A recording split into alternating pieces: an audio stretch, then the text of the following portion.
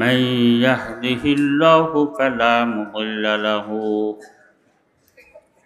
ومن يضلله فلا هادي له وأشهد أن لا إله إلا الله وأشهد أن محمدا عبده ورسوله اللهم صل على محمد وعلى آل محمد كما صليت على إبراهيم وعلى آل إبراهيم إنك حميد مجيد اللهم بارك على محمد وعلى آل محمد كما باركت على إبراهيم وعلى آل إبراهيم إنك حميد مجيد فقد قال تعالى في كلامه المجيد وفرقان الحميد أعوذ بالله من الشيطان الرجيم بسم الله الرحمن الرحيم استغفروا ربكم إنه كان غفارا يرسل السماء عليكم مدرارا ويمددكم بأموال وبنين ويجعل لكم جنات ويجعل لكم أنهارا صدق الله العظيم উপস্থিত ওয়াজিবুল ইহতারাম উলামা ইকরাম মুরব্বিয়ানে ইযম এবং দূর দূরান্ত থেকে আগত ইসলাম পিপাসু ভাইয়েরা, আমি সর্বপ্রথম মহান আল্লাহ রাব্বুল আলামিনের দরবারে শত কোটি শুকরিয়া জ্ঞাপন করছি,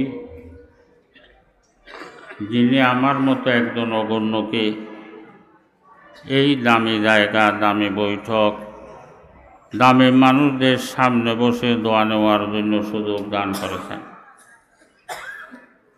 আসলে যে কোনো ভালো কাজে শরীক হতে পারা, এটা আল্লাহ পাক সুবহানাহু ওয়া তাআলার অসীম দয়া এবং মেহেরবানি যদি না হয় কারো পক্ষে সম্ভব নয়।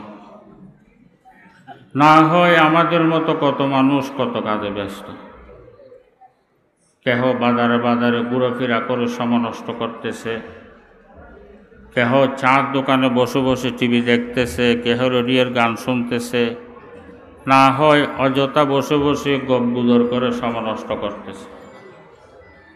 এগুলো সবগুলোর থেকে আল্লাহ পাক সুবহানাহু ওয়া তাআলা আমাদেরকে বাঁচায়, এমন এক বৈঠকের মধ্যে আসার জন্য তৌফিক দান করেছেন, যেই বৈঠকের মধ্যে আল্লাহ এবং আল্লাহর রসুলের কথাবার্তা আলোচনা হয়। যেই বৈঠকের মধ্যে আল্লাহ এবং আল্লাহর রসুলের কথাবার্তা আলোচনা হয়, বৈঠক সেটার দাম কত? জনাব মুহাম্মদুর রাসূলুল্লাহ সাল্লাল্লাহু আলাইহি ওয়াসাল্লামের ইরশাদ ফরমান, আমরা যে যত দূর থেকে এই বৈঠক পর্যন্ত এসেছি অত দূর জায়গা আমরা বেহেশতের দিকে কাছে করে নিয়েছি। তাইলে দেখেন কত দামি বৈঠক। এই বৈঠকের মধ্যে আমাদেরকে আসার জন্য, বসার জন্য, আল্লাহ এবং আল্লাহর রসুলের কথাবার্তা শোনার জন্য আল্লাহ পাক সুবহানাহু ওয়া তাআলা আমাদেরকে তৌফিক দিয়েছেন। এটা আল্লাহ পাক সুবহানাহু ওয়া তাআলার অসীম দয়া এবং মেহেরবানি ব্যতীত আর কিছু নয়। সেজন্য আমরা শুকর আদায় করি আলহামদুলিল্লাহ।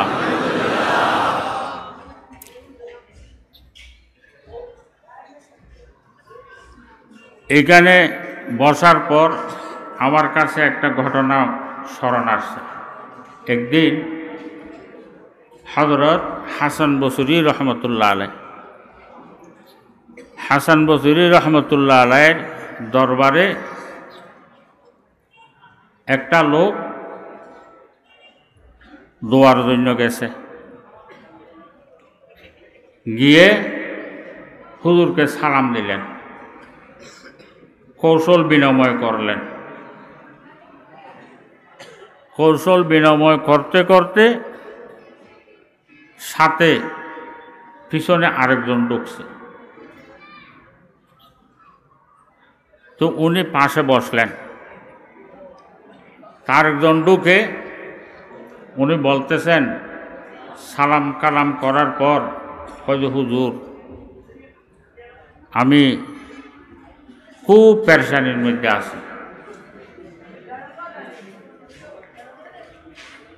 আমাকে আল্লাহ পাক সুবহানাহু ওয়া তাআলা ধন দৌলত অজস্র দান করেছেন, কিন্তু আমার পিছনে এগুলো ভোগ করবে যে কেহ নাই।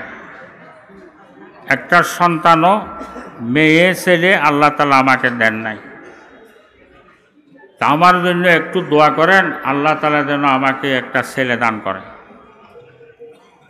তো হুজুর ওনাকে বলতেছেন, বেশি বেশি করে ইস্তেগফার করবেন, বেশি বেশি করে ইস্তেগফার পড়বেন।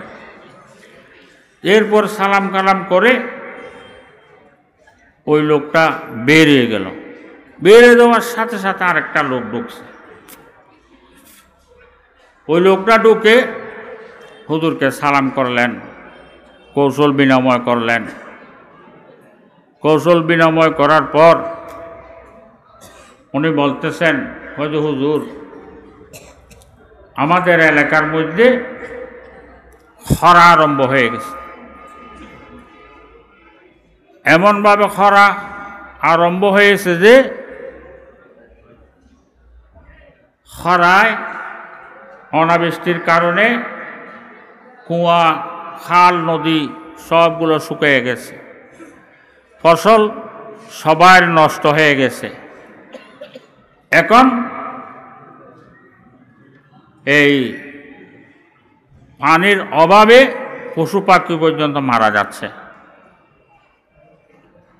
তো হুজুর ওনাকে বলতেছেন, বাবা বেশি বেশি করে ইস্তেগফার করবে,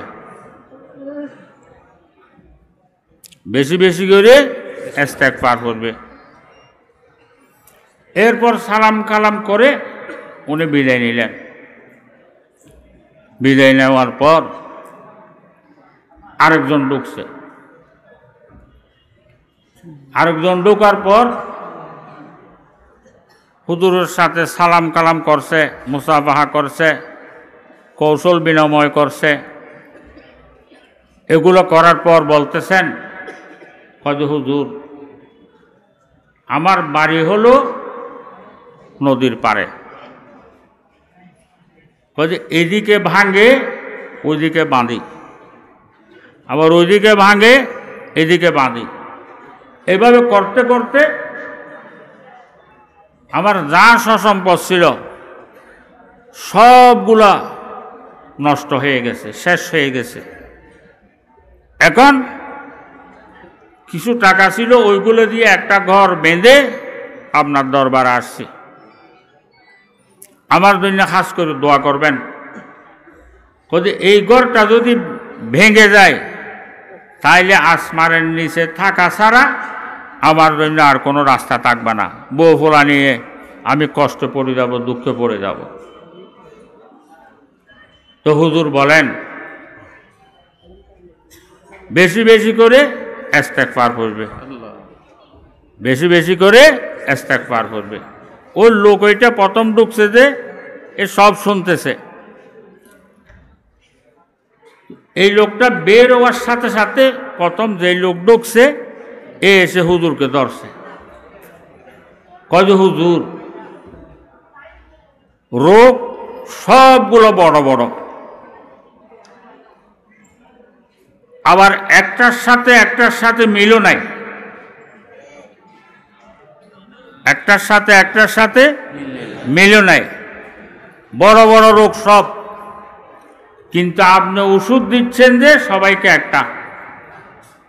কারণ কি?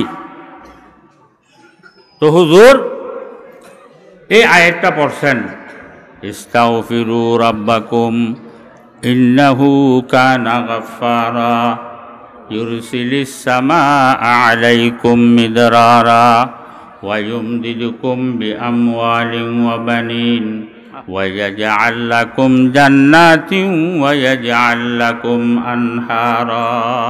এই আয়াতটা পড়লেন, কাজে আল্লাহ তাআলা বলতেছেন দুনিয়ার মধ্যে মানুষ যতগুলো মুসিবতের মধ্যে পড়ে, যত মুসিবত দুনিয়ার মধ্যে আসে সবগুলো গুনার কারণে। সবগুলো কিসের কারণে? গুনার কারণে। আমার রোগ হচ্ছে যে আমার গুনার কারণে, আমার ছেলে আমার কথা মানতেছে না যে আমার গুনার কারণে, আমি কর্মের মধ্যে ডুবে গেছি যে আমার গুনার কারণে, এই আমি কষ্ট পাচ্ছি যে, সবগুলো মুসিবতে পড়ছি যে, মামলা মোকদ্দমার মধ্যে পড়ছি যে, সবগুলো কিসের কারণে? আমার গুনার কারণে। তো সেই জন্য মানুষ যেই সময় যত মুসিবত আসুক, মুসিবত আসলে তার কাছে কি করতে হবে? গুণমাপ চাইতে হবে। বেশি বেশি করে আল্লাহর দরবারে গুণমাপ চাবেন, বেশি বেশি করে ইস্তেগফার করবেন। বহু মানুষ আমাদেরকে বলে, কজ হুজুর আমরা গুনাহগার মানুষ, আমরা আল্লাহর কাছে দোয়ানি, এরকম বহু মানুষ বলে। হাদিস শরীফের মধ্যে আছে, বুখারী শরীফের মধ্যে রওয়ায়াত আছে, বুখারী শরীফের মধ্যে রওয়ায়াত আছে।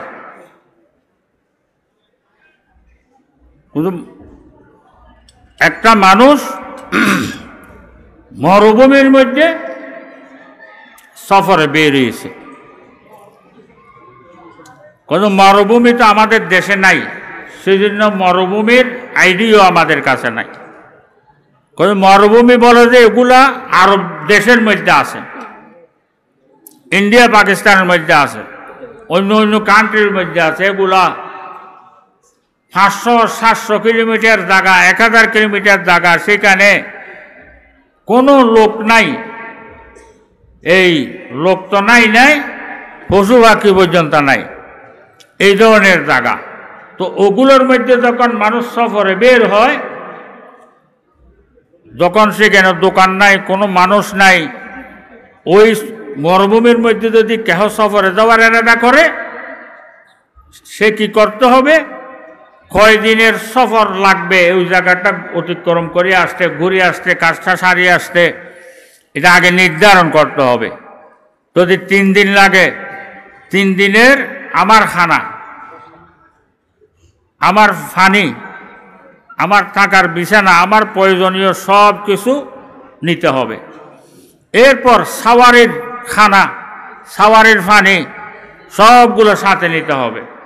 যদি একজন সবগুলো রেডি করে সফরে বের হয়েছে মরুভূমি, পুরো দিন সফর করছে। পুরো দিন সফর করার পর মানুষ সফর করলে একটু থকি যায় না? থকি গেছে, থকি যাওয়ার পর দুর্বল হয়ে গেছে। দুর্বল হয়ে যাওয়ার পর এক জায়গার মধ্যে বসছে। বসার পর পুরা দিন সফর করছে, দুর্বল হয়ে গেছে, বসার সাথে সাথে চোখে ঘুম এসে গেছে। ওই সাওয়ারিটার সামনে রেখে বসছে, ঘুম এসে গেছে। হঠাৎ করে ঘুম ভাঙার পর দেখে যেই সাওয়ারির উপর নিজের খানা, নিজের পানি, সাওয়ারের খানা, সাওয়ারের পানি, নিজের আসবাবপত্র যে সাওয়ারের উপর ছিল, ওই সাওয়ারি নজর থেকে গায়েব হয়ে গেছে, কোথায় হেরে গেছে। যখন হেরে গেছে, উঠে বহু তালাশ করলো, কোথাও হদিস মিলল না। হদিস না মিলার পর উনি পেরেশান হয়ে আবার সেখানে আসে বসছে। তো দৌড়তে দৌড়তে পেরেশান হয়ে গেছে, দুর্বল হয়ে গেছে, এসে যখন বসছে পেরেশানির পাহাড়। এখন আমি এই সফরের মধ্যে, মরুভূমির সফরের মধ্যে বের হয়েছি যে সেটাও কেহ জানে না। যদি আত্মীয় স্বজন ভাই বেরাদর কেহ জানতো, আমি যেতে না পারলে উদ্ধার করার জন্য আসতো। এখন কেহ জানে না, একা আমি সফরে বেরিয়েছি। এখন আসবাবপত্র সব হেরে গেছে, এখন মৃত্যু অনুবাজ্য না, নিশ্চিত মত। তো পেরেশান হয়ে বসছে, বসার সাথে সাথে আবার চোখের মধ্যে ঘুম এসে গেছে।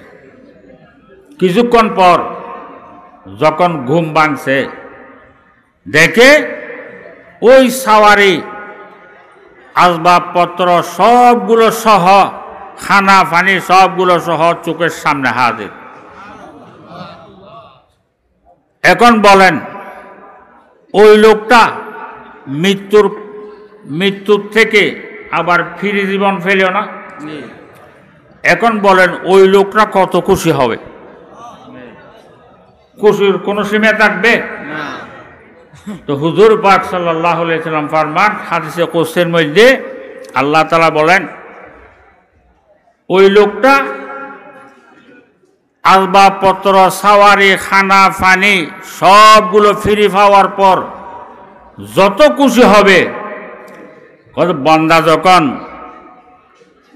এই গুনার সামনে রেখে আল্লাহর দরবারে কেঁদে দে, গুনার থেকে তওবা করে, বান্দা যখন গুনার থেকে তওবা করে, আল্লাহ তাআলা ওই লোকটার থেকেও কোটি গুণ বেশি খুশি হয়। কথা বুঝে আসে? সেই জন্য আমরা যতই বড় গুনাহগার হই না কেন, আল্লাহ তাআলা তো এর থেকেও বড় মাফ করেন না। কথা বুঝে আসে? সেই জন্য যে যত বড় গুনাহগার হই না কেন, সে আরো বেশি কাঁদতে হবে, বেশি তওবা করতে হবে। সব সময় আল্লাহর কাছে তওবা করবেন, বেশি বেশি করে ইস্তেগফার করবেন। মুসিবতে পড়ছেন, ছেলের অসুবিধা, মেয়ের অসুবিধা, কাজ কারবার কম চলতেছে, কর্মের মধ্যে ডুবে গেছি, এই ব্যবসা বাণিজ্য মান্দা, এই করোনা ভাইরাস আসছে, সারা দুনিয়ার মধ্যে মহামারী চলতেছে, সারা দুনিয়ার মধ্যে এক ধরনের পেরেশানি, এগুলো সবগুলো আমার গুনার কারণে মনে করতে হবে। কথা বুঝে আসছে? এগুলো সবগুলো কার কারণে? আমার গুনার কারণে।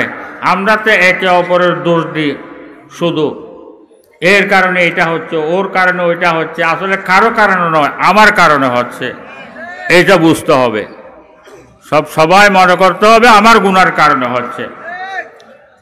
বেশি বেশি করে ইস্তেগফার করবেন, বেশি বেশি করে ইস্তেগফার করবেন। অন্য হাদিসের মধ্যে আছে, যে একটা লোক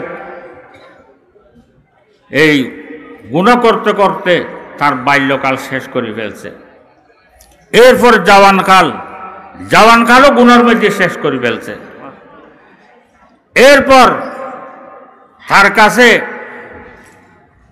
এই ক্ষমতা ছিল, এমপি ছিল, মন্ত্রী ছিল, চেয়ারম্যান ছিল, মেম্বার ছিল, ফারাজ সর্দার ছিল। ওগুলা যখন বুড়াকাল এসে গেছে, ওগুলো সব চলে গেছে না? তার কাজ কারবার আছে বহু বড়, কিন্তু যখন বুড়ো হয়ে গেছে, তার কাজ কারবার আর তার হাতে আছে সবগুলো ছেলে মেয়ের হাতে চলে গেছে না? এখন বুড়াকালে এসে গেছে, বুড়াকাল যাওয়ার পর শাইখুখিয়তের জমানা এসে গেছে। শাইখুখিয়তের জমানা বলা হয় এই, সেটা এসে যাওয়ার পর আর চোখের দৃষ্টিশক্তি চলে যায়, হাতের ধরনের শক্তি চলে যায়, কথা বলার শক্তি চলে যায়, মুখের মজা বোঝনের শক্তি চলে যায়, হাঁটতে পারে না। কথা বুঝে আসছে? বিছানার মধ্যে শুয়ে কাতরাইতে থাকে। এখন মানুষের যখন ওই অবস্থার মধ্যে চলে যায়, 24 ঘন্টা মহতাজ, উঠতেও পারে না নিজে।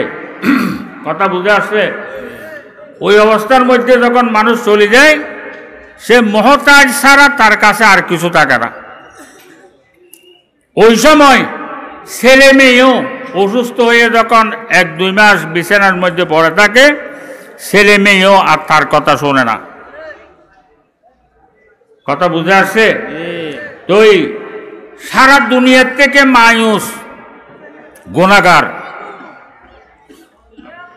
যখন তার সব হারানোর পর সে শেষ রাত্রে উঠে যদি অখোদা বলে ডাক দেয়, আল্লাহ তাআলা বলে, অবান্দা আমি ওই সময়ও তোমার ডাক শোনার জন্য তৈয়ার। কি জন্য? তোমার ক্ষমতা, শক্তি, টাকা পয়সা এগুলোর ঘমনের মধ্যে পড়ে তুমি ভুলে গেছো সব কিছু। এখন যখন সারা দুনিয়ার মধ্যে তোমার ডাক শোনার জন্য কেহ রাজি নাই, ওই সময় তুমি মায়ুস হয়ে আমাকে ডাক দিয়েছ। ওই সময় যদি তোমার ডাকে আমি সাড়া না দিই, আর দুনিয়ার মধ্যে আর কেহ তো সাড়া দিবে না। তো সেই জন্য ওই সময়ও আমি খোদা তোমার ডাকে সাড়া দেওয়ার জন্য তৈয়া। তো সেই জন্য বাবারা, এই সব সময় বেশি বেশি করে ইস্তেগফার করবেন, আল্লাহর কাছে গুনাহ মাফ চাইবেন, আল্লাহর কাছে কান্নাকাটি করবেন। যে কোনো মুসিবতে আমরা পড়ি, আগে চাইব কার কাছে? আল্লাহর কাছে। আগে গুনাহ মাফ চাইব, এর পাশে আল্লাহর কাছে কান্না আরম্ভ করে দেব। হাদিস শরীফের মধ্যে আছে, মানুষ যখন আল্লাহর দরবারে কান্না আরম্ভ করিলে, কোন রকম মাসির ফর বরাবর এক ফোঁটা চোখের পানি যদি, এক ফোঁটা চোখের জল যদি তুমি ফেলতে পারো, হাদিস শরীফের মধ্যে আছে, আরশ হইতে তাহাজ্জুদ ছাড়া পর্যন্ত সব মখলুক ওই লোকের জন্য কান্না আরম্ভ করিলে। তা আল্লাহ তাআলা জিজ্ঞেস করে, তোমরা কাঁদতেছো কেন? কয়ে আপনার একজন গুনাহগার বান্দা গুনার দিকে তাকায়, আপনার ভয়ে এই চোখ থেকে এক ফোঁটা জল ফেলছে, তার গুনাহ মাফ না করা পর্যন্ত আমাদের কান্না বন্ধ হবে না। তা আল্লাহ তাআলা বলেন, হে আমার ফেরেশতারা, তোমরা সাক্ষী থাকো, আমি তার জীবনের সমস্ত গুনাহগুলো মাফ করে দিলাম। ভাই, আমাদের চাওয়ার দেরি, আল্লাহ তাআলার দেওয়ার দেরি নাই। আল্লাহ তাআলার থেকে দয়ালু আর কেহ আছে? যত দয়ালু আছে সব চাইতে আল্লাহ তাআলা বেশি দয়ালু না? আল্লাহ তাআলা যদি দয়ালু না হতেন, আমরা এই আল্লাহ তাআলা বলতেছেন হাদিসে কুদসির মধ্যে,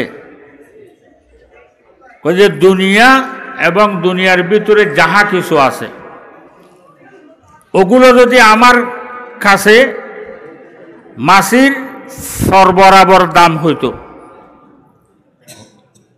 মাসির ফর বরাবর যদি দাম হইতো, আমি কোনো কাফেরকে এই জমিনের উপর এক ঘট পানি পান করার জন্য দিতাম না। এগুলো সবগুলো মাসির ফর বরাবর, এগুলোর দাম নাই। কথা বুঝে আসছে? তো সেই জন্য এই আমরা সব সময় আল্লাহ তাআলার দরবারে দিলকে ছোট করে গুনাহগুলোর সামনে রেখে আল্লাহর দরবারে কান্না আরম্ভ করে দেব। আল্লাহর দরবারে এই আমরা গুনাহ মাফ চাইব, বেশি বেশি করি ইস্তেগফার করব। আজ থেকে এই 5 দিন, আজকে সহ 5 দিন এই তাফসীরের কোরআন মাহফিল এখানে আরম্ভ হয়েছে, আজকে শেষ দিন। তো আমরা বুজুর্গরা, আল্লাহর ওলিরা এখানে আসছেন এই মাহফিলের সুবাদে, এখানে ওয়াজ নসিহত করছেন, আপনারা শুনছেন। যা আমরা শুনছি আজ 5 দিন থেকে, ওগুলো মতে আমরা সবাই আমল করার জন্য চেষ্টা করব। সবগুলো এখানে রেখে যদি আমরা চলে যাই, তাইলে 5 দিনের মেহনত কোনো কাজে আসবে না। আমরা যে যা শুনছি ওগুলোর সাথে নিয়ে যাওয়ার জন্য চেষ্টা করব। আল্লাহ তাআলা আমরা সবাইকে আমল করার জন্য তৌফিক দান করুক।